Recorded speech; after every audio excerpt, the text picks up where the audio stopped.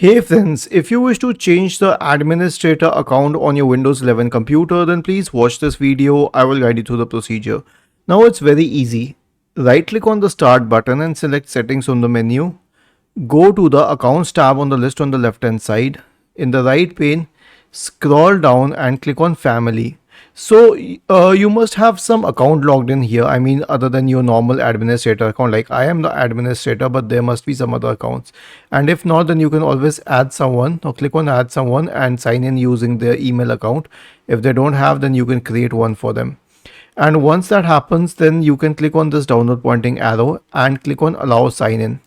Now, this person has been allowed sign in, but still as a standard user. So when you reboot your system, you'll find an option where this person will have an option to sign in, but this person will not have administrator privileges, and every time they try to open some administrator option, they will be prompted for the password. So you can click on change account type and change the account type to administrator and then click on OK.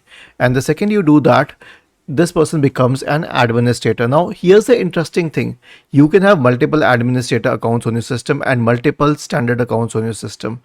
And if you wish to change it back, then click on change account type and change it to a standard user and click on OK.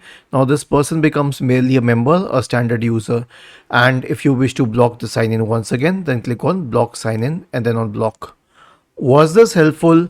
If yes, then please subscribe to the channel, and if not, then let us know in the comment section of this video on how we could help you further. Thank you for watching this video and have a nice day.